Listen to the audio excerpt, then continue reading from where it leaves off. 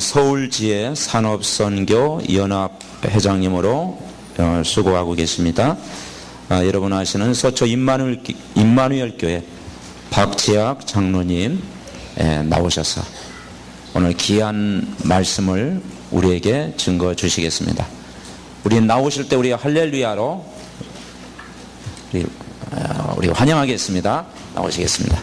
할렐루야.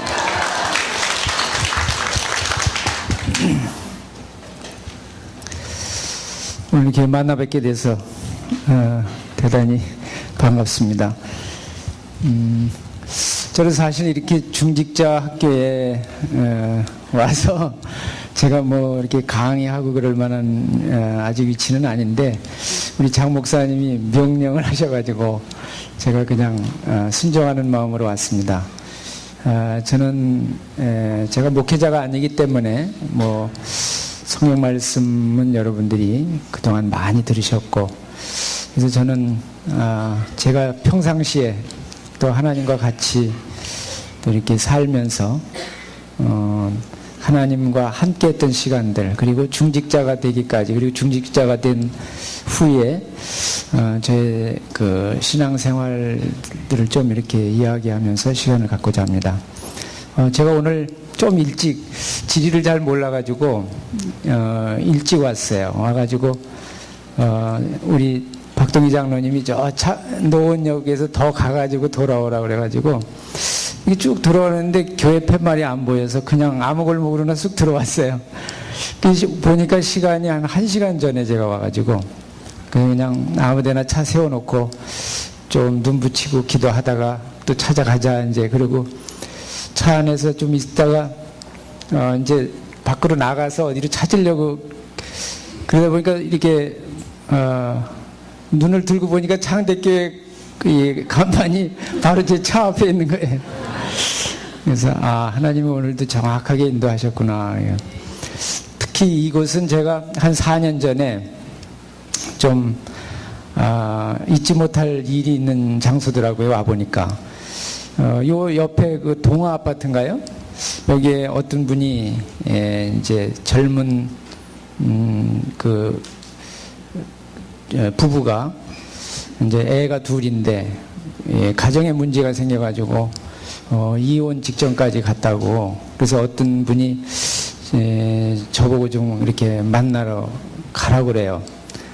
그래서 이제 그때 어떤 여자분 집사님하고 둘이 이제 차를 타고 여기로 오는데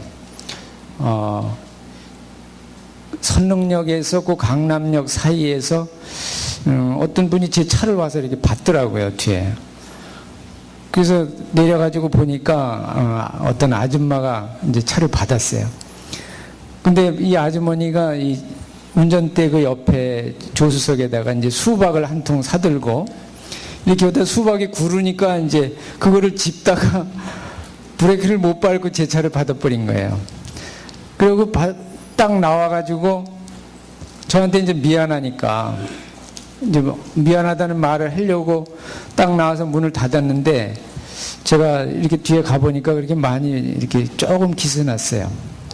근데 그 여자분이 자기 차를 여는데 차가 잠겨버린 거예요. 자기는 밖으로 나오고 시동은 그대로 켜져 있고, 그러니까 뒤에 차가 뭐 계속 밀리고.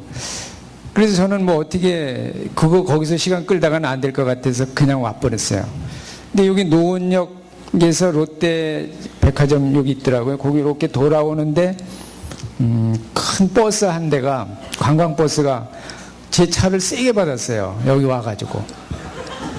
그리고 뒷범퍼가 완전히 울어버렸거든요. 그래서 거기서 이제 운전기사하고 얘기하고 명함 받고, 제 차 뒷범퍼가 좀 이렇게 기스가 났었는데 완전히 그냥 이제 찌그러들었어요. 그때 제가 여기 와서 느낀 게 이 동네 대단한 동네구나. 그래서 제 차 뒷범퍼도 새 거로 싹 갈아주시고 그런 기억이 한 4년 전에 그런 일이 있었습니다. 그래서 오늘 와서 보니까 그 동네더라고요, 여기가.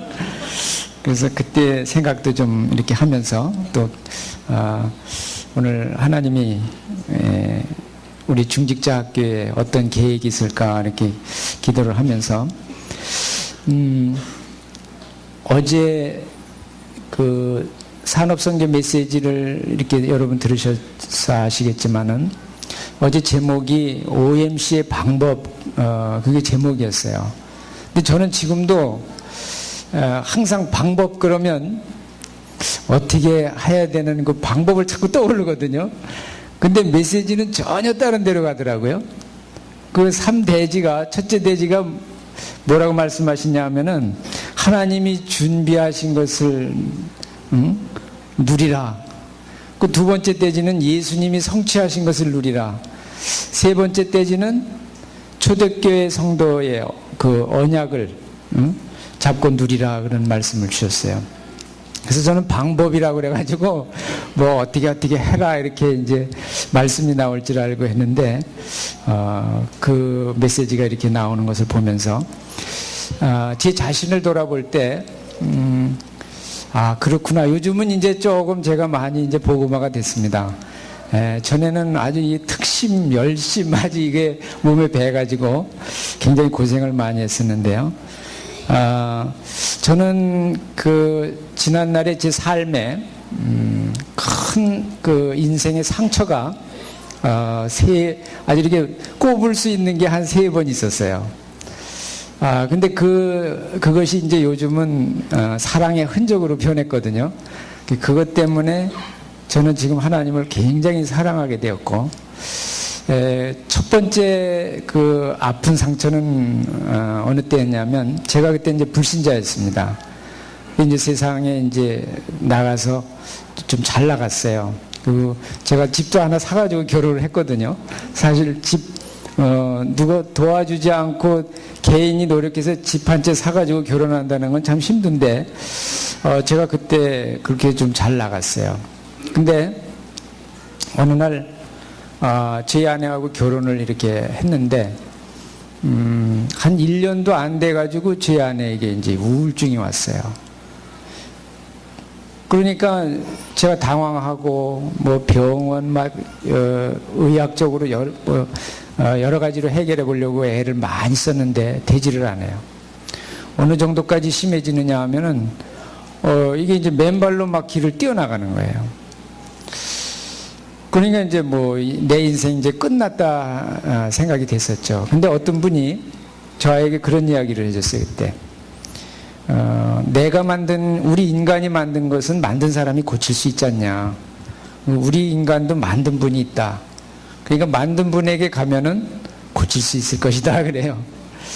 근데 그 말이 제 귀에 들려왔어요. 저는 그 전에 뭐 굉장히 교만했었거든요. 친구들이 뭐 교회 이야기만 나오면 아주 반응이 굉장히 안 좋게 나가고 막 이랬었는데, 내가 이제 워낙 이제 죽겠으니까 그 말이 들려오더라고요.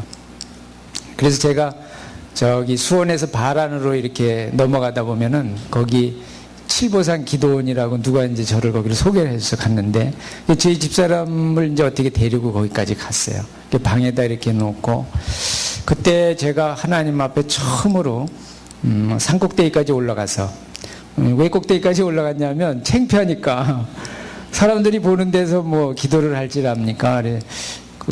사람 없는 데로 가다 보니까 꼭대기까지 갔어요.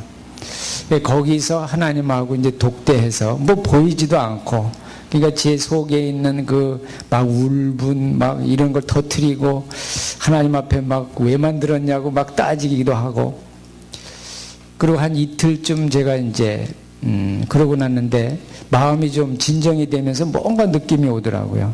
그래서 하나님하고 이제 조건을 걸었죠. 하나님이 분명 살아계시고 또 하나님이 우리 인간을 만들었다면 하나님이 창조주시라는 것을 나에게 보여달라고. 그래서 우리 아내를 고쳐주시면 제가 평생 하나님을 떠나지 않냐고 살겠다고. 그렇게 이제 하고 3일째 되는 날 점심 때 산에서 이렇게 내려오는데 저희 집사람이 그 우물가에 이렇게 나와 있어요. 그 가까이 점점 이렇게 가니까 이제 저를 알아보더라고요. 그러면서 저보고 뭐라 그러냐면 나 때문에 고생 많았죠 그러는 거예요. 그 말을 듣는 순간 제 마음이 싹 녹아지는 거예요. 그때 제가 하나님 살아계시는구나. 그리고 산속에 있는 기도원 교회에 들어가서 무릎 딱 꿇고 내가 이제는 하나님 살아계신 것을 확인했습니다. 이제부터 어떻게 할까요? 그때부터 이제 제 신앙생활은 이제 시작이 된 거죠. 그래서 저는 그 하나님을 체험하고 나니까 하나님이 시키는 거는 뭐든지 다 하고 싶더라고요. 그래서 이제 그때 저에게 교회에서 이제 이렇게 메시지를 듣는 중에 하나님이 제일 좋아하시는 게 전도라 이제. 그래서 이게 이제 여러분도 뭐 경험이 있으시겠지만은 제가 그때부터 이제 전도를 그냥 열심히 이렇게 해서 뭐 하여간 전도에 관한 그 훈련은 그냥 다 쫓아다니면서 받았어요. 그것이 저의 이제 하나님 만나게 된 동기가 그때 이제 하나님을 처음 만나서 이제 신앙생활이 쭉 진행됐고 그 다음에 제가 이제 그러니까 자연적으로 교회에서는 굉장히 열심히 신앙생활을 하니까 성도들도 좋아하고 목사님도 좋아하고 그런데도 저는 양이 차지를 안 했어요. 그런데 제가 안수 집사를 이제 이렇게 그때가 1990년도에 안수 집사 임직을 받고 늦게 이제 6살 터울로 제 아들이 자식이 이제 뭐라 하죠? 제 아내가 이제 아기를 잉태했어요. 그래서 그때 제가 이제 하나님이 내가 이렇게 열심히 신앙생활하고 교회 봉사하고 충성하니까 정말 좋은 자식을 주시겠구나. 그래서 이제 기대에 부풀어 가지고 더 열심히 막 했죠. 근데 우리 둘째 아이가 태어나는 그 시점이 저에게는 또 제 인생에 아주 최악의 상태로 떨어지는 그런 상황이었어요. 우리 애가 이렇게 태어났는데 이 구개열, 구순열 파열이 아주 심하게 돼가지고 얼굴이 두 쪽으로 다 갈라진 거예요. 입술이 완전히 갈라지고 목젖도 다 갈라지고 머리는 여러 개 조그만데 사람 같지를 않아요. 그때 제가 다시 한번 하나님 왜 이러십니까? 그때 제 아내는 그때 이제 그 아기가 그렇게 태어나니까 그 조그만 병원에서는 할 수가 없대요. 대학병원을 이렇게 가라고 그래가지고 각 병원을 다 이렇게 수소문을 해봤는데도 이 아기가 들어갈 수 있는 자리가 없어요. 애들이 거의 예약이 다 차가지고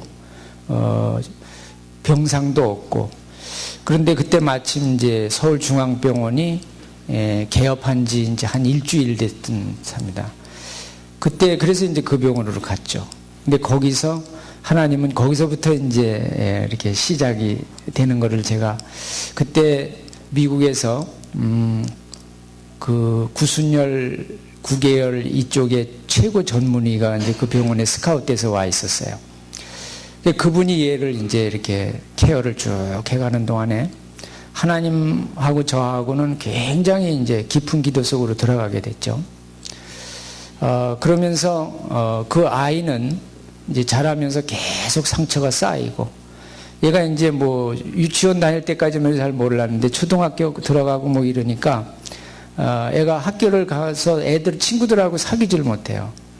늘 혼자 있고 그리고 따돌림 당하고 놀림 당하고 그러니까 애가 차곡차곡 이렇게 이제 상처가 깊어지면서 굉장히 힘든 그런 생활을 이렇게 하게 되었죠.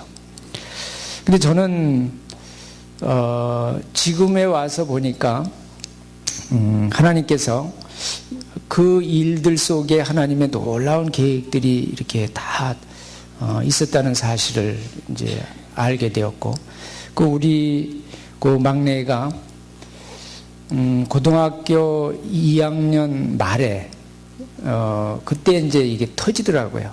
마음속에 애가 착해가지고 부모한테 걱정을 안 끼치려고 학교에서 일어나는 일, 저희가 당하는 이런 것들을 집에 와서 전혀 이야기를 안 해요.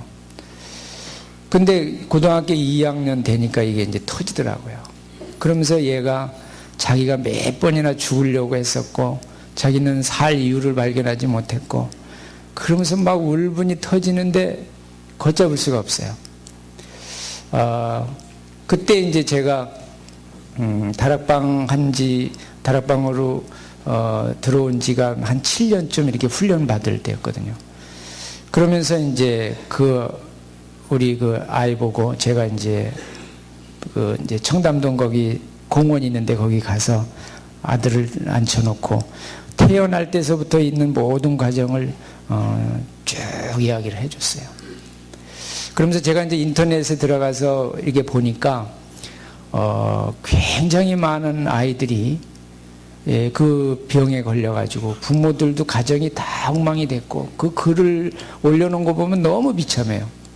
그래서 제가 우리 아이한테 그런 이야기를 전부 해주면서 하나님이 너에게 무슨 계획이 있지 않겠냐. 아빠가 그 사람들을 찾아가도 그 사람들에게 무슨 도움이 되겠냐. 네가 그 사람들을 찾아가서 만약에 위로자가 된다면은 엄청난 많은 사람들이 너로 인해서 기쁨을 얻지 않겠냐. 그러면서 이제 복음을 정리를 쭉 해주면서 그랬더니 그때 이제 고등학교 2학년 때 우리 아이가 복음이 깨달아지면서 하나님의 계획이 자기에게 있다는 사실을 이제 알게 됐어요. 그 후에 이제 서울대학병원하고 저 삼성병원에서 얘가 이제 이렇게 좀 이렇게 이쁘게 하는 그 수술을 이제 이렇게 하려고 하는데 어느 날 자기는 수술 안 해도 안 해도 된다고 그러는 거예요. 그래서 제가 이제 정말이냐 그러니까 나는 이제 이거에 연연하지 않겠다는 거예요. 그래서 제가 왜 이 말씀을 드리느냐 하면은 정말 중직자는 예수가 그리스도라는 이것이 먼저 완전히 해답이 나지 않으면은 자꾸 우리가 가면서 걸림돌이 굉장히 많아요. 제가 일찍 그런 것을 이제 전부 체험하면서 이렇게 오다 보니까 이제는 웬만한 걸림돌은 그냥 다 이렇게 넘어서게 되더라고요. 그래서 오늘 제가 서론에 우리가 항상 내가 중직자가 되면은 어떻게 할까? 내가 뭐 하면 우리는 방법을 찾거든요. 제 경우는 이 다락방에 와서 복음을 정확히 깨닫고 그 복음 속에서 내 인생 전체에 대한 것을 이렇게 이제 봤을 때 복음 예수가 그리스도라는 답만 나오면 모든 것은 되어지는구나. 그거를 체험했기 때문에 앞으로 이제 여기 중직자 되실 분들이 굉장히 많으실 줄 아는데 제일 먼저는 그 부분이 되지 않으면은 중직자가 오히려 더 이렇게 멍해가 되고 굉장히 힘들겠구나. 제 경우가 그랬었습니다. 그래서 저는 요즘도 근데 이제 우리 그 아들이 이제 가다 보면 자꾸 넘어져요. 이렇게. 지난번에도 학교 갔다 와가지고 굉장히 다운돼 있더라고요. 그래서 이제 누가 이제 자기를 또 이렇게 그 아픈 상처를 건드린 것 같아요. 그래서 제가 이제 식탁에 앉혀놓고서 제 이야기를 했어요. 그 우리 막내 놈이 주영인데, 주영아, 너는 아무 일을 안 했지만은 너는 어마어마한 일을 했다.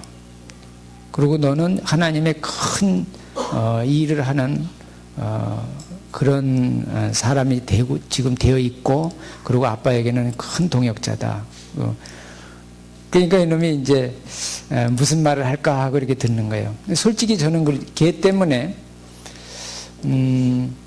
제가 그 아이 때문에 하나님하고 늘 깊은 기도에 들어갈 수 있었고, 그래서 제가 그 아이 보고 그랬어요. 제가 이제 늦게 다락방하고 집에 어떤 때는 11시 뭐 이렇게 이제 늦게도 이제 집에 들어가고 그럴 때 있으면 그날도 제가 그 아이한테 그런 얘기를 했어요. 아빠가 이렇게 즐겁게 하나님하고 함께 동행하면서 이렇게 살 수 있는 거는 너 때문이다. 너는 아빠로 하여금 하나님하고 가깝게 만들어줬고, 그리고 네가 없었더라면 아빠가 이렇게 이런 생활을 누릴 수가 없었을 것이다. 그러니까 너는 아빠를 만든 자다. 그래서 제가 이제 이렇게 얘기를 해주시면서 그렇기 때문에 하나님은 너를 축복해 주실 것이다. 너는 지금부터 공부도 걱정하지 말고 어떻게 살 것도 걱정하지 말고 너는 이 세상에 태어나서 네가 할 일을 지금 다 하고 있는 거니까 전혀 걱정하지 말아라. 제가 이제 그런 얘기를 했더니 이놈이 또 마음이 이렇게 확 풀어지더라고요. 근데 참 감사한 게 얼마 전에 몇 달 전에 이제 저의 그 누님이 한 분 계시는데 이 누님이 굉장히 이렇게 잘 살았는데 자식이 없어요. 근데 남편이 이제 벼랑간 돌아가셨어요. 근데 이 누님이 이제 이렇게 천주교를 다니셨는데 저희 가족 형제 중에 천주교 나가는 분이 있고 그래가지고 근데 매형이 돌아가시면서 그 돌아가시기 한 달 전에 이 복음을 만났어요. 그러면서 이 매형이 굉장히 복음을 듣고 계속 이 메시지를 듣고 그러는 중에 저희 누님이 또 이제 이렇게 메시지를 들으면서 윤 목사님 메시지 들으면서 이제 이렇게 들어오더라고요. 그러더니 제가 원하지도 않았는데 지 누님이 그러는 거예요. 나 너하고 살면 안 되겠냐. 70이거든요 저희 누님이. 나는 지금까지 자식하고도 살아보지 못하고 오직 남편 둘, 부모도 없었고 오직 남편하고만 지금까지 살았는데 나 이제는 네 집에 가서 너하고 좀 살면 안 되겠니 그래요. 그래서 누님만 원하신다면은 같이 삽시다. 그러면서 이제 그 안산에 이제 좀 이런 재산이 좀 있었어요. 그래서 저보고 그래요. 야 이거 내가 가지고 있다가 죽으면은 형제들 분명히 이제 상속자가 없으니까 문제 생길 테고 그러니까 우리 주영이를 상속자로 만들어주고 싶다는 거예요. 그 제가 뭐 요청한 것도 아닌데 그래서 제가 하나님이 얘에 대해서 이렇게 저걸 하시는구나 그런 생각을 제가 이렇게 했습니다. 예레미야에가서에 보면요, 예레미야가 3장에 보면은 그 인생의 쓰디 쓴 그 표현을 쑥과 담즙 이런 표현을 하시거든요. 하나님이 우리 쑥이나 담즙은 이거 뭐 최고 쓴 거 아닙니까? 그러면서 뭐라고 말씀하시냐 하면은 이것이 우리 인생으로 하여금 이렇게 쓴 잔을 마시고 이렇게 그렇게 고통스럽게 하는 것이 내 본심이 아니다 그랬어요. 제가 아주 힘들 때 그 말씀을 이렇게 이제 읽었거든요. 내가 너에게 이렇게 하는 것은 본심이 아니다 그랬어요. 그래서 우리는 무엇을 하기 전에 하나님의 마음을 아는 거 이와 같이 중요한 일이 없다 하는 생각이 저는 듭니다. 그래서 저는 요즘도 제가 이제 저의 그 교회 생활이나 전도 생활 이런 걸 조금 좀 말씀드리려고 하는데 저는 이렇게 장사를 잘 하질 못해요. 이렇게 아주 장사를 저는 이제 직장 생활은 잘했는데 제가 사업을 할 체질이 아니에요. 그래서 저는 우리 친구가 하는 회사에 이제 들어가 가지고 제가 이렇게 사업을 할 수도 있었는데 친구를 그냥 거기서 직장 생활을 했어요. 근데 어느 날 아주 가까운 친구였는데 그 친구가 이렇게 이제 자기 회사를 하나 가지고 제가 거기서 돕고 하다가 회사를 또 하나 차렸어요. 그 보니까 이제 이 회사를 이제 저한테 운영을 맡긴 거예요. 그래서 회사가 이제 2개가 돼가지고 이렇게 하는데 몇 년 안 돼가지고 이 자기 그 본사보다 제가 맡고 있는 회사가 더 커졌어요. 저는 이제 계속 봉급 생활을 하고 있었죠. 그때 제가 다른 거 한 게 없고 저는 계속 전도만 했거든요. 근데 이 회사를 하나님이 이렇게 이제 더 크게 해주시더라고요. 근데 이 친구는 사업 욕심이 있어가지고 자꾸 돈을 빼다가 다른 걸 하는 거예요. 뭐 공장도 세웠다 망하고. 그래서 하루는 제 친구 보고 그랬어요. 야, 자꾸 안 될 때는 그냥 놀아라. 내가 그냥 한 달에 몇 천만 원씩 줄 테니까 그거 가지고 좀 놀러도 다니고 가만히 있는 게 좋겠다. 그랬더니 이 친구가 이제 자존심이 상했는가 봐요. 어느 날, 이사회를 이렇게 해가지고 저를 그냥 목을 날려버렸어요. 그 회사에 제가 10년을 있었거든요. 근데 이제 그 회사에서 이제 서류 몇 가지 가지고 이제 쫓겨서 집으로 왔는데 저희 집사람이 그거를 보더니 이게 이제 어찌 친구가 이럴 수가 있느냐 이거죠. 걔가 막 분이 나가지고. 근데 그때 저는 이제 그렇게 돈도 많지 않고 그냥 이제 복음 전하고 그러는 게 좋아서 살았는데 딱 이런 상황이 벌어지니까 어떻게 할 줄 모르겠더라고요. 근데 어느 날 어떤 이제 좀 똑똑한 직원 하나가 있었는데 저한테 와가지고 사장님 회사를 하나 설립하라는 거예요. 그 사업 계획서를 다 해가지고 저한테 왔어요. 근데 사업 자금이 얼마를 해왔냐면은 1억 5천을 해왔어요. 아, 그래 1억 5천 정도면 내가 이렇게 두르고 저렇게 하면은 될 것 같다. 그래서 이제 시작을 했는데 시작을 해보니까 5억도 넘겨 들어가는 거예요. 그래가지고 뭐 그때부터 이제 사업을 이제 그렇게 하는데 사업을 하면서 처음에는 전에 이제 나와 거래처 하던 사람들이 이제 많이 오고 그래가지고 바로 이렇게 되더라고요. 1997년도 4월에 이제 회사 설립을 했는데 97년도 11월인가 IMF가 터졌어요. 그래가지고 창고에 물건 사다 놓은 거 뭐 이게 이제 완전히 다 쓰레기가 된 거예요. 그리고 이제 빚은 또 잔뜩 졌죠. 또 은행 빚이야 뭐 그거는 어떻게 되지만은 교회에 또 장로님이 또 돈을 쓰라고 줘가지고 또 빚하는데 그때 제가 자신이 없더라고요. 근데 이 교회의 그 장로님하고 교인들 이 돈은 내가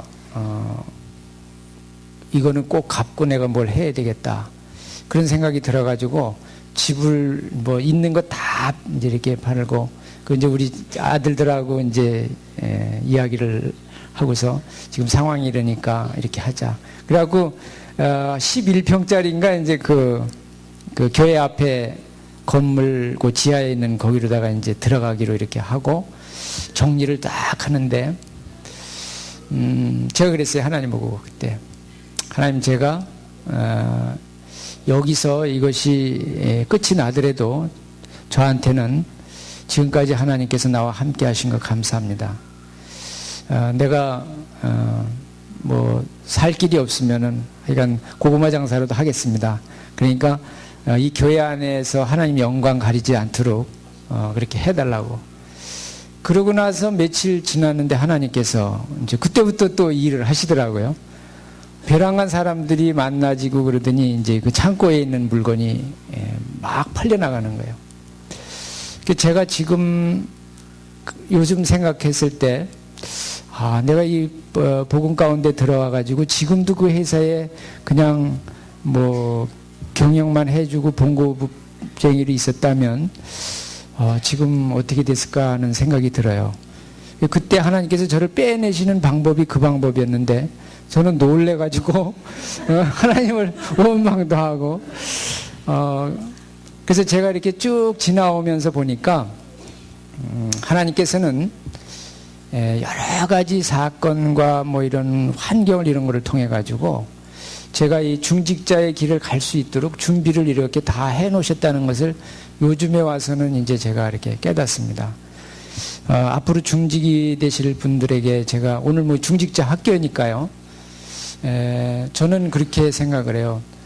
뭔가 내가 열심히 잘해야겠다는 생각이 드는 그 순간부터 하나님하고는 방향이 잘 맞지 않겠다 하는 생각이 들어요. 그래서 여러분들이 앞으로 중직이 되려면은 제일 먼저 제가 좀 권해드리고 싶은 거는 하나님을 먼저 누릴 수 있어야 되겠다. 어떤 상황에서든지 우리 중직자들에게는 자꾸 그 공격이 심해지거든요. 그런 것을 뛰어넘을 수 있는 복음의 완전한 해답을 갖고 있지 아니하면 사실 중직자는 좀 힘들지 않겠냐. 그래서 있고 없고 이런 게 문제가 아니라 중직자는 그것이 제일 가장 좋은 그런 재산이 되지 않겠느냐 그런 걸 좀 말씀드리고 있고요. 그래서 저는 요즘도 제가 이 하나님 앞에 이렇게 아침 저녁으로 이렇게 기도하면서 무엇을 항상 이제 기도하느냐 하면은 하나님께서 나와 함께 하시는 거예요. 제가 어떤 날은요 기도를 어떤 분들은 제가 기도를 굉장히 많이 잘하는 줄 알아요. 근데 사업하고 뭐 이렇게 다니다 보면은 일주일 내내 생각은 있는데 기도를 못하고 그냥 이렇게 시간이 지나가고 이렇게 심령이 메말라지고 또 옛날에 그 율법 생활 이런 거에 생각이 또 올라가고 좀 두려워지기도 할 때가 지금도 있어요. 근데 요즘은 이제 그때를 어떻게 하느냐 하면은 일단 지나간 거는 빨리 선을 긋습니다. 내가 일주일 동안 기도를 전혀 못했어도 그거를 빨리 끊어버려요. 끊고 이전 것은 지나갔어요. 항상 지금 내가 다시 시작하면 된다. 근데 하나님은 한 번도 너 왜 그렇게 했냐 소리를 안 해. 지금 시작하면은 바로 응답이 와요. 그래서 우리 중직자분들은 우리 너무 잘하려고 하지 마시고 항상 지금 시작, 지금이 제일 중요한 시간표다 생각을 하시고 오늘 말씀 나오는 강단 말씀을 정확히 잡고 가시면 그게 바로 이제 성령의 인도고요. 그래서 이번 주에도 저는 제가 이제 임마누엘 서울교회 뭐 간 이야기를 이렇게 좀 하면은 좀 시간이 긴데 그거는 생략하겠습니다. 저는 임마누엘 서울교회를 가고 싶어 간 게 아니고 제가 그 전에 신문 기자로 있다가 우리 다락방에 들어와서 목사하신 좋은교회 목사님이라고 좋은교회 심호하시던 목사님인데 아주 개척교회예요.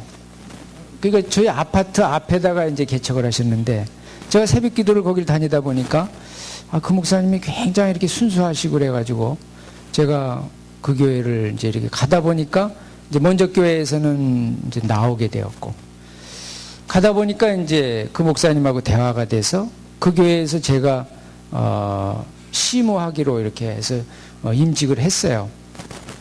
근데 어느 날 시간이 가다가 보니까 이 목사님이 벼랑간 다락방을 안 하신다는 거예요. 그 전에 있던 어떤 목사님하고 교회를 합쳐가지고 자기 가야 되겠다는 거예요. 그래서 저보고 뭐라고 말하냐면은 장로님은 유 목사님 있는 데로 가시죠 그러는 거예요.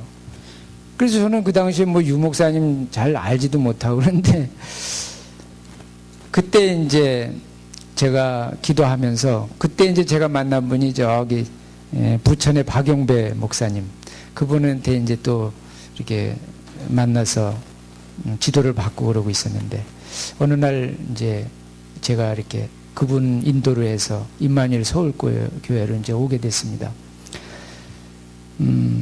임마누엘 서울교회 이제 와가지고 그때부터 제가 이제 협동장로로 이제 일을 했는데 벌써 협동장로 한 지가 한 7년 정도 됐거든요.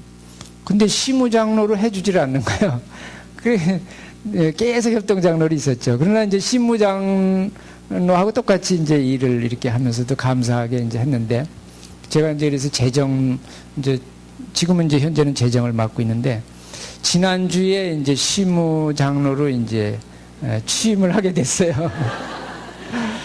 그 저는 임마누엘 서울교회 이제 시무장로 된 지 이제 일주일밖에 안 됐거든요.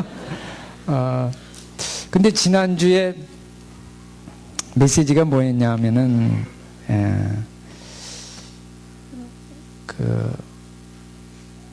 갑자기 또 생각이 안 나네. 지난주에 요한복음 1장에 있는 말씀을 주셨는데 그 메시지가 뭐였냐면은 참 전도자를 만나는 거. 복음 발견, 참 전도자 발견, 참 전도 대상자 발견. 이 메시지가 이제 나왔어요. 근데 제가 복음 발견은 확실히 했잖아요. 네, 맞죠. 내가 복음을 이렇게 발견된. 근데 참 전도자 발견도 확실히 했어요. 저는 근데 이제 참 전도 대상자 발견 대목을 놓고 내가 기도하니까 저로 인해서 참 전도 대상자가 발견된 게 누굴까라고 생각을 이렇게 해보니까 뭐 전도해서 영접시키고 교회로 데려온 사람은 꽤 여러 되는데 정말 참 전도자는 생각이 잘 안 나더라고요.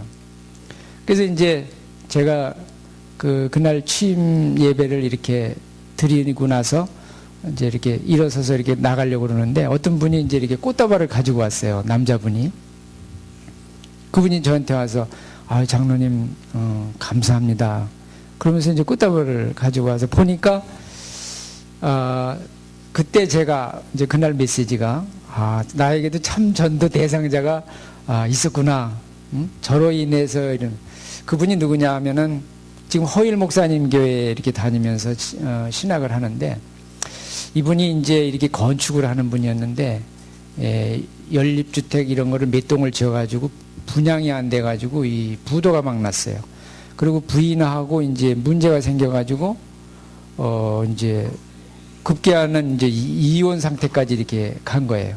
부인은 교회를 다니는데 이제 신비주의 교회 이렇게 다니고 그때 제가 이제 그 분을 만나고 다락방을 한 1년 정도 이렇게 쭉 했는데 어느 날 이분이 이제 자기가 신학을 가야 되겠다는 거예요. 가정도 이제 평안해지고 복음 발견하고 그러니까 그래서 제가 만류했어요. 지금 목사님이 부족한 게 아니다. 지금 정말 하나님이 정확하게 콜링하는 거를 알지 않고서는 가면은 안 된다. 그래서 자꾸 말을 했어요. 지금 사업을 하면서도 얼마든지 할 수 있다, 이제는.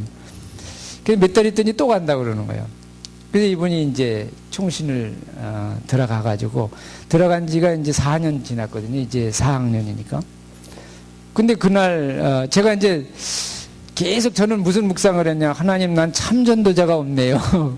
취임을 하면서도 하나님, 난 참전도자가 없네. 그랬더니 하나님이 딱 꽃다발을 들고 저한테 이렇게 이제 보내준 거예요. 그때 제가 참, 얼마나 마음에 감격이 되는지요. 그분하고 이 다락방을 할 때 제가 이 친구가 말씀도 잘 받고 다 잘하는데 찬송을 잘 못해요. 좀 이렇게 부드럽게 할 때 막 억세게 나가고 막 소리가 그냥 높낮이도 이상하고 그래서 제가 그분한테 그 얘기를 했어요.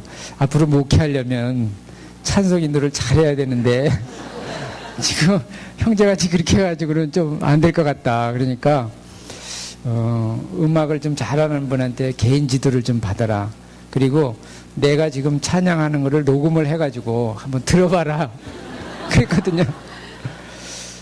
그랬더니 이분이 그 오인찬 약사라고 같은 동기인데 어느 날 저한테 와서 그래요.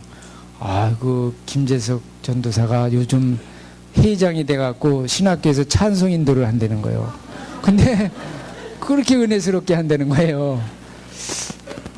그 얘기를 들을 때 참 제가 얼마나 마음이 이렇게 기쁘고 제가 왜 이야기를 했냐면은 정말 우리가 그날의 강단 메시지를 잡고 내가 뭐가 좀 안 된 것이 있으면 그 계속 기도하니까 하나님이 그걸 또 확인을 시켜주더라고요. 그래서 중직자가 되실 분들은 첫째 목사님 주일 강단 메시지를 놓치지 않고 정확하게 이렇게 메시지 따라서 성령 인도 받으시는 그것이 중직자의 길이라 저는 이렇게 생각이 됩니다. 저는 교회 생활을 좀 게을르게 하는 편이에요. 저는요.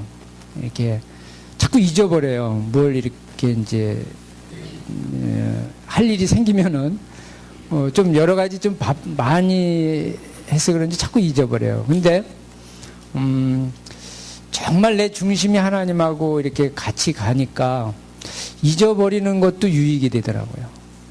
그 하나님은 뭐 그 복음 안에서는 쓸데없는 게 하나도 없다고 그러는데 진짜 그래요. 그래서 여러분이 잘하려고 그러지 마시고 또 내가 중직자가 되면 어떻게 하려고 막 이런 계획을 저는 안 하는 게 좋을 것 같아요.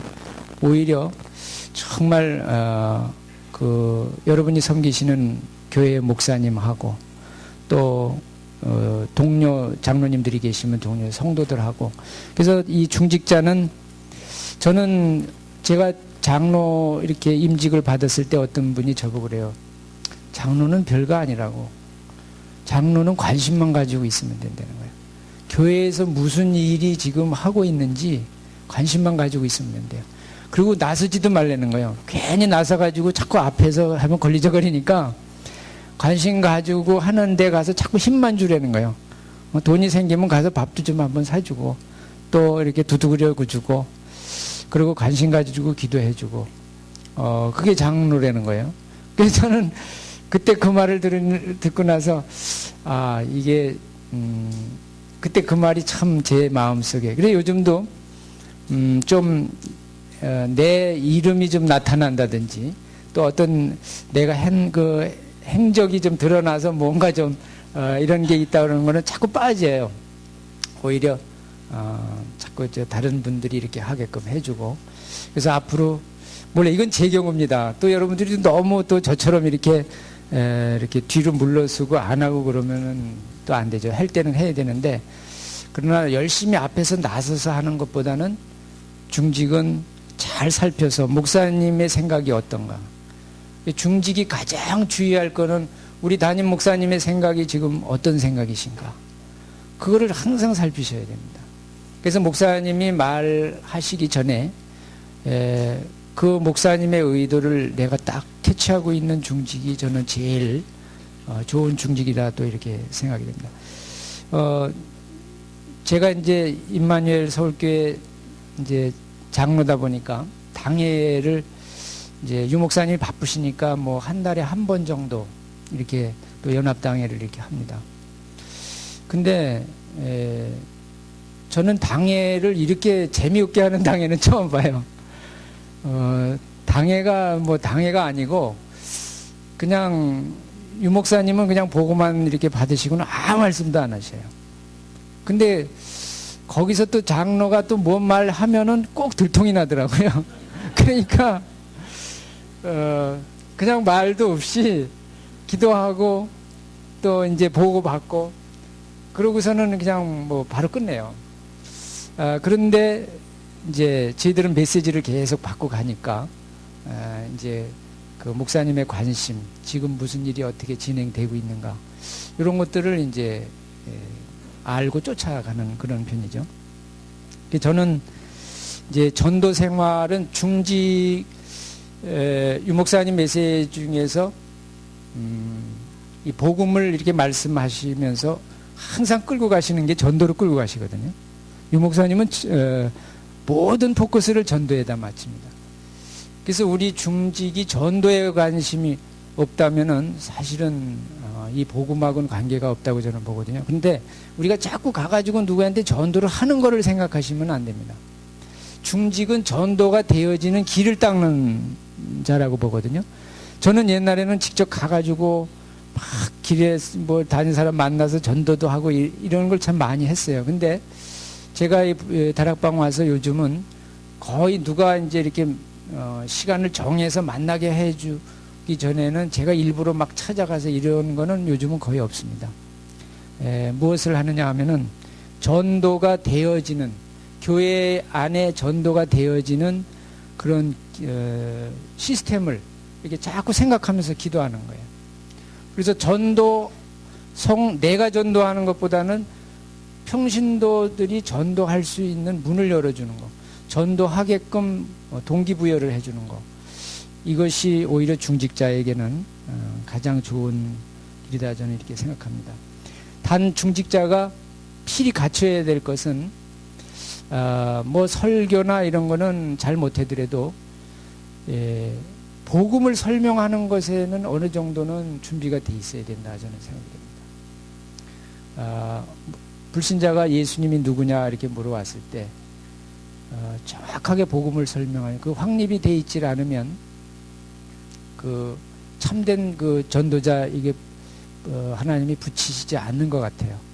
그래서 여러분들이 이게 이제 훈련을 받으시면서 그런 준비가 되는 만큼 하나님이 붙여주시는 그걸 저는 체험을 많이 했기 때문에 여러분들에게 좀 부탁하고 싶은 거는 성경 전체를 뭐 막 꿰뚫어서 막 뭐 설교 그런 게 아니고 정말 예수가 그리스도라는 우리 그 기본 메시지 그거만큼은 자유자재로 좀 이렇게 10분짜리도 할 수 있고 때로는 길게 1시간이 넘게도 할 수 있고 그런 것들은 중직자로서는 갖추고 있어야 되지 않냐 그런 것을 좀 부탁드리고 싶고요.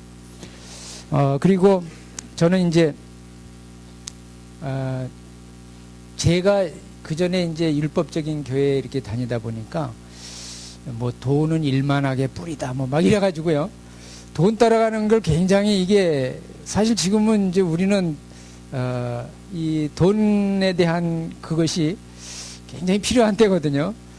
그래서 그런지 옛날에 이렇게 이제 부동산 뭐 집을 샀다 판다든지 뭐 이런 거를 잘 못했어요. 근데 우리가 하나님의 계획 속에 들어와 있으면요, 타에 의해서 하나님이 이렇게 일을 시키시더라고요. 그래서 저는 이제 잠실에 살았었는데 어느 날 저희 그 처형이 이제 이 강남에 살고 계셨어요. 근데 자꾸 와가지고 그 연립주택 이렇게 다 허물어져 가는 거를 자꾸 사려는 거예요. 저는 관심이 전혀 없는데 대고 사려는 거예요. 그래서 안 산다고 그걸 3년을 끌었어요. 근데 3년 끌다 보니까 이제 가격이 올라가면서 이제 저한테 와서 설명을 하는데 이게 뭐 재건축이 될 것 같다 그러는 거예요. 그래서 이제 마지못해서 그거를 샀는데 하나님께서는 그 이제 지금 제가 살고 있는 그 지역에 아마 이제 지금 이제 지교의 이런 미션홈 이거를 미리 생각하셨던 것 같아요. 그래서 거기가 이제 이렇게 재건축이 돼서 집이 이제 그쪽으로 이사 와가지고 지금은 이제 가정에서 화요일 날 2시에는 우리 사역자들 모임 미션홈을 하고 있고 또 금요일 날 2시에는 지교회를 하고 있습니다. 그걸 하면서 제가 여러분들한테 좀 부탁하고 싶은 거는 제가 이천지교회 담당을 하고 있거든요. 임마누엘 서울교회. 근데 교회의 시스템화가 되지 않는 다락방, 교회의 시스템화가 되지 아니하는 지교회는요, 끝내는 나중에 이게 사단이 건드려서 이상하게 돼요. 그 우리 교회 그 노량진 지교회라든지 이런 데는 이제 막 그 사람이 몰리고 평신도인데 사람이 막 몰리고 막 이러니까 그 구역에 있는 그 교역자 말을 안 듣는 거예요. 자기 임의대로 막 이래요. 그러더니 이분이 아주 이렇게 이상하게 돼버렸어요. 그리고 다락방도 교회의 시스템 하에서 지도를 받지 않으면요, 이게 이제 하나님의 방법이거든요. 그래서 우리 중직자 되시는 분들 혹시 내가 사역하는 현장에 무슨 어떤 뭐가 좀 이렇게 특별히 나타난다든지 그럴 때 굉장히 조심하셔야 됩니다. 꼭 목사님 지도 안 받으면요, 결국 아무리 잘 돼도 거기에서 일어난 모든 전도 운동은 결국은 안 돼요. 나중에 다 흩어지더라고요. 그래서 저는 지금 이제 청담 지교회하고 강남 미션홈을 저희 집에서 하는데, 저는 이제 문만 열어놓고 그리고 항상 목사님 그 구역의 목사님을 모셔서 그 목사님의 이제 지도를 받고 그 목사님이 이렇게 해 나가시면서, 그리고 무슨 일을 할 때에도 꼭 물어보고 합니다.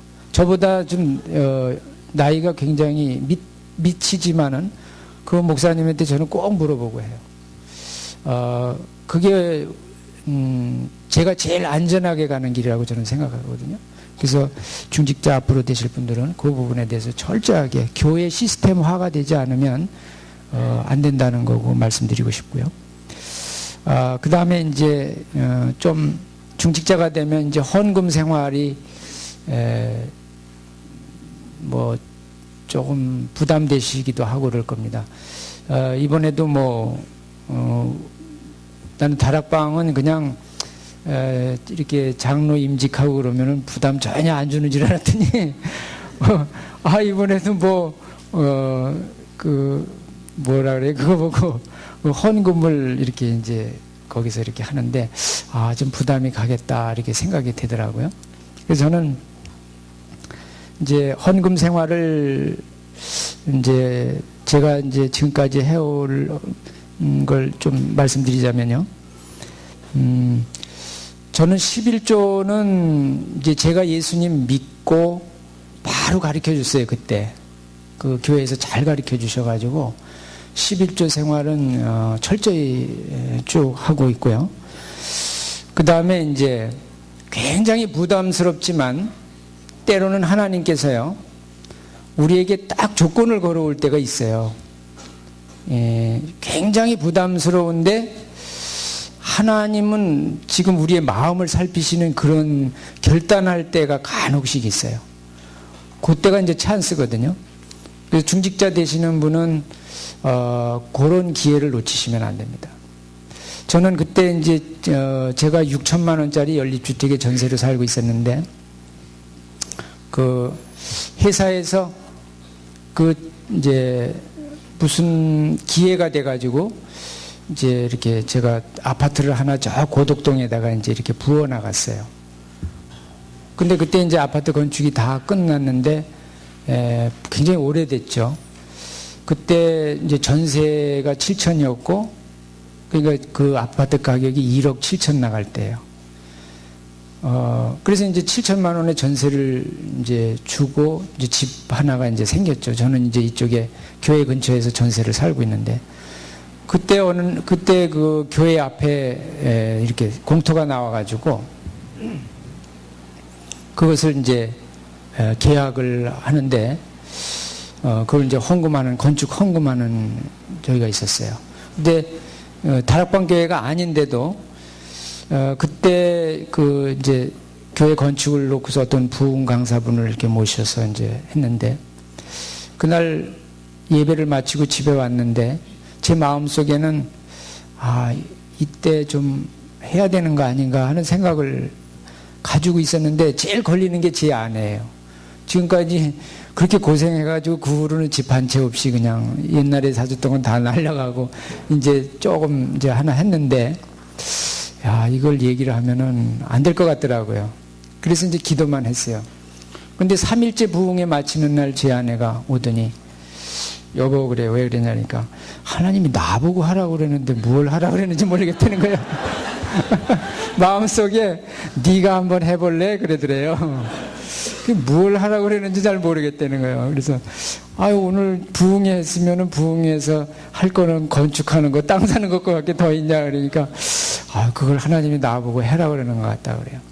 그럼 당신이 하라고 그러면 해라. 그랬더니 그때 이제 저 고덕에 있는 집을 우리 드립시다 그러더라고요, 저보고.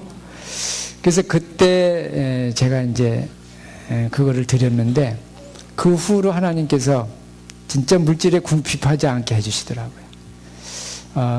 제가 2번 있었어요. 한 번은 1986년도에 제 운전면허를 따가지고 처음으로 포니완 그 자줏빛 나는 거 중고차를 130만 원에 사가지고 이제 덜덜거리고 끌고 다녔는데, 직장 생활을 하면서 자꾸 이렇게 새 차를 사고 싶더라고요, 제가. 그래서 이제 그걸 이제 차곡차곡 마가지고 한 400만 원인가 이 정도 이제 마었어요. 마서 이제 차를 좀 사야 되겠다. 그런데 어느 날 이제 교회에서 교회에 이제 차를 큰 거를 하나 사야 되는데 헌금을 하라는 거예요. 그때부터 이제 갈등이 계속 오는 거예요. 내가 이건 내 차 사려고 바꾸려고 몇 년을 모았는데 그냥 막 갈등이 오는 거예요. 그러다가 어느 날 제가 그냥 결단을 해서 그걸 드렸어요. 드렸는데 그때부터 회사에서 이제 차를 바꿔주기 시작하더라고요. 그러니까 제일 저번에 포니완 타다가 그 다음에 프레스토 이제 새 차를 뽑아서 제가 그걸 타고 다녔는데, 또 회사가 커지니까 직원이 자꾸 늘어나니까 차가 또 필요해요. 그래서 제가 차던 차 주고 또 르망을 또 뽑아주더라고요. 그 르망을 타고 나서 또 조금 있으니까 또 스텔라 뽑아주고, 이렇게 해서 어디까지 올라갔냐면, 그게 무슨 차죠? 저기 소나타까지 이렇게 쭉 올라가더라고요. 그래서 제가 그때 하나님은 참, 그거 드렸다고 차를 골고루 다 타보게 하시는 거예요. 그래서, 저는 이제 그런 경험이 좀 있었고요. 또 한 가지, 여러분들이, 사업을 하시든지 뭘 하시든지, 저는 이 선교 헌금은 생명줄이라고 저는 이렇게, 제가 그런 말을 해요. 선교 헌금은 생명줄이다. 여러분들이 다른 건 못해도 선교의 끈을 하나 맺어놓는 게 좋아요. 그 경제에 대해서 끊어지질 않아요. 저는 한 15년 정도 그 아프리카 가나 선교 하시는 분하고 이렇게 해서 이제 선교비를 이렇게 쭉 저기 했는데, 그 IMF 때에도 그 선교비만큼은 안 끊어지더라고요. 선교비 안 끊어지니까 나는 굶질 않더라고요. 그래서 선교비는 생명줄이다. 근데 한번 유황수 목사님이 그런 설교를 하셨어요. 선교사 한 가정에 선교사 한 사람 책임지라는데, 그러면서 선교사를 이렇게 직원으로 채용을 하려는 거예요. 그래가지고 그 메시지가 딱 떨어졌는데, 제가 이제 그 오래전서부터 저를 집사 때서부터, 저는 평신 아주 새신자였고 쭉 저를 이렇게 지도해 오던 그 지금 그 상해에 가시는 그 황성교 선교사님하고 이제 제가 선교사님한테서 이거 직원으로 해라고 그러는데, 솔직히 나 이거 직원 봉급은 다 못 드린다. 그러니까 이름 올려놓고 일단 선교비를 반이라도 내가 이렇게 하겠다. 그리고 애들 그 의료보험증 뭐 이런 거 4대 보험 이거 다 하겠다 했더니, 그래서 이제 제 회사에 이렇게 이제 직원으로 채용을 해서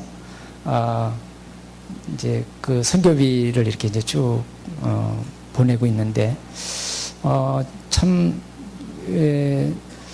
어느 때든지요, 제가 이렇게 보면은 사업이 어떤 때는 이거 막히는 거 아닌가. 우리 박동기 장로님이 제 회사 지금 회계 업무를 다 맡아주시고 있기 때문에 뭐 손금 보듯이 다 알죠. 근데 어떤 때는 참 이렇게 약간 당황도 되고, 이거 과연 될까? 그럴 때도 많이 있어요.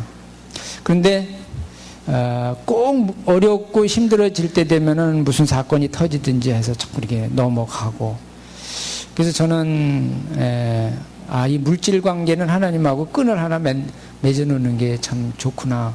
그래서 여러분이 교회에서도 여러분 교회에서 이제 선교비 이런 게 되면은 딱 그거는 끊지 마시고 이렇게 정확하게 해놓으시면 좋겠다, 저는 생각이 됩니다. 그리고 요즘 이제 RUTC, OMC 이런 거에 대해서 기도를 좀 많이 하시고요. 제가 이번에 OMC 해외 모금위원장직을 또 저한테 이렇게 주셔가지고 제가 내일 모레 또 미국을 갑니다. 근데 굉장히 부담도스러워요. 그동안에 이제 제가 산업선교 하면서 말레이시아 같은 데는 거기 이제 현지 산업인들을 만나러 이렇게 이제 갈 때 자비량으로 가야 되니까 좀 부담도스러운데, 그러나 하나님께서는 그 일을 다 이렇게 감당하시게끔 해주시는 걸 볼 때 중요한 일이 우리에게 이제 떨어졌을 때는 관심 가지시고, 그래서 지금 RUTC와 OMC 이거는 좀 여러분들이 관심 많이 가지시고 기도해야 될 부분이라 저는 이렇게 생각이 됩니다.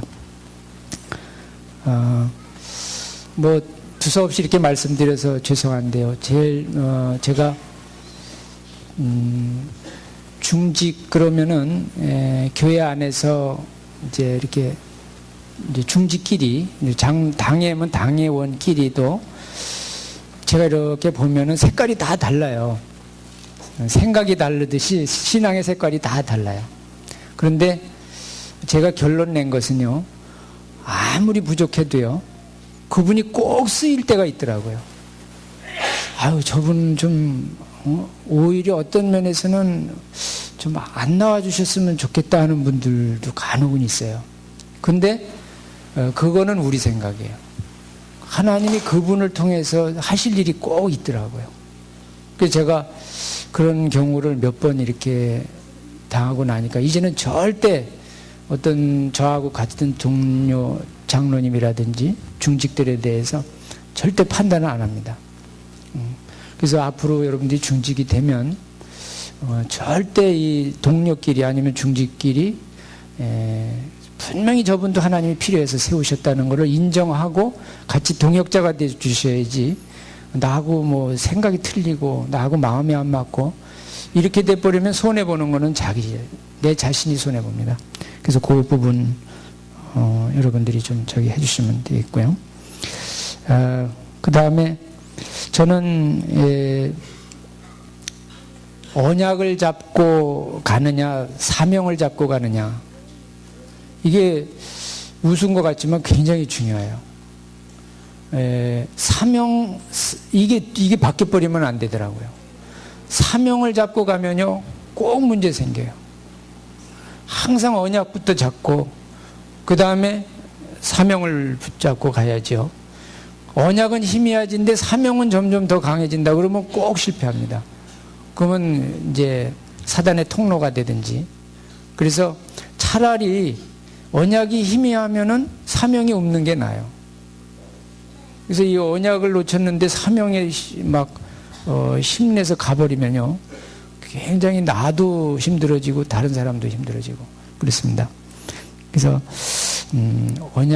중직자는 언약을 단단히 잡고 그 다음에 사명은 내 힘으로 하는 것이 아니라 하나님이 주시는 대로. 그래서 항상 사도행전 어제도 그 말씀을 하시더라고요. 사도행전 1장에 내가 먼저 쓴 글에는, 데오빌로 내가 먼저 쓴 글에는, 그거는 예수 그리스도의 그 모든 예언이 다 성취됐다는 그 말씀 아닙니까? 그 다음에 하신 말씀이 너희는 기다리라는 거죠. 뭘 하라는 게 아니라 기다리라. 몇 날이 못 돼요? 성령 세례를 받을 것이다. 그 다음에 이제 사도행전 1장 8절에 그때 이제 증인되는 그 능력이 우리에게 오게 되거든요. 그래서 중직자분들은 정말 이 언약을 정확히 붙잡고 순서를 뒤바꾸시면은 안 되고 그런 것을 좀 당부드리고 싶습니다. 그리고 저는 요즘에 이제 이렇게 우리 당회원들 시무장로가 지금 한 50명 이렇게 되고 나니까 이제는 저는 그런 생각이 들어요. 정말 이 로컬하고 파라하고 이쪽 부분에서 이제 이 파라 쪽 여기를 좀 많이 좀 신경을 써야 되겠구나 하는 생각이 요즘은 드는데, 그래서 우리 이 다락방 이 운동은 이제 나중에 가서 보면은 뭐 완전히 하나가 되는 그런 시기가 오리라고 보거든요. 그래서 지금은 제가 이렇게 재정을 맡고서 보면은요, 사실은 교회 건축할 수 있는 여유가 없습니다. 거의 제 교회로다가 뭐 해외에서 들어오고 뭐 하고 뭐 모든 게 지금 인터넷 방송이라든지 이런 것이 저희 교회 그 재정에서 거의 다 지출이 되기 때문에 요즘은 사실은 지난번에 땅을 샀었거든요. 저희들이 이제 가계약을 해서 건축 허가가 나면 잔금을 치르기로 이렇게 했는데, 그 돈이 사실은 가당치도 않는 돈이었어요. 저희에게는요. 그러니까 이제 계약금하고 있는데 중도금 이런 것이, 근데 이제 믿음으로 한다고 그래가지고 했는데, 저는 재정을 맡고 있으니까 이게 진짜 과연 될까 하는 그런 불신앙이 좀 들어오더라고요. 근데 제가 불신앙을 해서 그러지는 않았겠죠. 그게 안 됐어요. 그 강남구청에서 허가가 안 떨어졌어요. 그래 이제 지금 이렇게 그게 이제 다시 취소가 됐는데, 여러분들이 이 임마누엘 서울교회가 이렇게 보시기에 재정이 좀 든든하다 이렇게 생각하니까 그렇지 않습니다. 지금 워낙 나가는 게 많아가지고요. 거의 뭐. 그래서 지금 현재는 임마누엘 서울교회는 개교회보다는 파라 쪽 전도운동에 쓰임받는 교회다 저는 이렇게 그냥 생각을 하고 언젠가는 하나님께서 다른 방법으로 교회를 주시지 않겠느냐 이런 생각을 하고 있습니다. 예, 제가 마지막으로 정말 저는 하나님의 은혜 가운데 이제 오늘 이제 여기 서기까지 근데 참 너무 부족한 게 많습니다. 단 한 가지 제가 가장 지금도 감사한 거는요. 제가 평생 짐을 지고 상처 속에서 눈물을 흘리며 살아가야 될 그 문제가 그리스도 만남으로 인해서 그 그리스도가 얼마나 엄청난 거를 매일 체험하는 게 바로 우리 둘째 아들이에요. 그래서 내가 가장 힘들고 어려운 문제가 복음 속에 들어오니까 매일매일 기쁨이 넘친다거든요. 이 아들이 저한테 뭐 얼마나 기쁨을 주는지 몰라요. 그래서 제가 이렇게 이제 어디 이렇게 나온다 그러면요, 딴 사람은 기도 안 하는데 얘는 기도해요.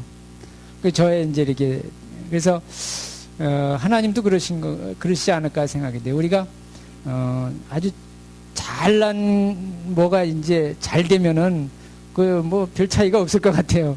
근데 워낙 이건 아닌데 그리스도로 인해서 뒤바뀌어지면요 이 감사가 몇 배가 되는 것 같아요. 그래서 딴 사람이 뭐 이렇게 하나님 감사합니다 하는 거하고 개가 감사합니다라고 한마디 하는 거하고요 이 천지 차이예요. 그래서 여러분이 혹시 중직 앞으로 우리 되실 분들 가운데 지금 힘든 일이 있다든지 너무 참 내 인생에 쓰디쓴 그런 뭐가 있다 그러면요 그것을 하나님이 주신 축복으로 생각을 바꿔 잡으시기 바랍니다. 그래서 우리에게는 이제 이 깊은 상처가 이것이 이제 그리스도 속에 들어와서 다 지나고 나면은 하나님과 나와의 사랑의 흔적이 돼요. 그래서 여러분들이 지금 혹시 힘들고 어려운 게 있다면 나에게 이 중직을 주시기 위한 이 단계다 또 이 과정이다 이렇게 생각하시고 거기에서 생각을 빨리 바꾸시고 그리고 하나님 앞에 감사함으로 앞으로 중직이 되시면 받으셔서 하시면 분명히 모든 걸 다 회복하시리라 이렇게 믿습니다. 네, 잠깐 기도하고 마치겠습니다. 하나님, 시대마다 하나님께서는 놀라운 계획을 가지고 하나님의 사람들을 모으시고 하나님의 이 일을 하시는데 지금이 중직자 시대라는 선포를 하시고 오늘 중직자 학교를 여신 하나님을 찬양합니다. 우리 자신을 볼 때에는 너무 부족하고 또 하나님의 뜻을 이룰 수 있는 자격이 전혀 없는 저희들입니다. 그러나 하나님께서는 미리 다 예비해 놓으시고 준비해 놓으시고 우리를 부르신 것을 감사를 드립니다. 우리 앞으로 중직이 될 하나님의 귀한 일꾼들을 축복해 주시고 저들의 걸음걸음 속에 하나님과의 참으로 너무나도 사랑스러운 흔적들이 남게 도와주시고 하나님을 묻는 자들에게 이 흔적을 보이면서 감사함으로 다른 사람들이 볼 때는 도무지 감사할 거리가 되지 않는데 우리에게 진정한 감사가 되는 이 축복이 있게 하여 주시기를 원합니다. 우리 강복로의 산하의 모든 교회를 붙들어 주시고 우리 사랑하는 목사님들을 붙들어 주시옵소서. 우리 목사님들 참으로 이 복음운동에 들어오기까지 너무나도 큰 일을 치르셨습니다. 우리 성도들이 자라가는 모습을 보면서 그 아픔이 다 싸매지게 도와주시고 하나님 앞에 영광 돌리게 도와주시옵소서. 우리 강북노예를 통해서 이 지역의 모든 흑암이 꺾이고 이 지역에 하나님이 찾는 생명들이 날마다 부흥되게 도와주시기를 원합니다. 감사를 드리오며 예수 그리스도 이름으로 기도하옵나이다. 아멘.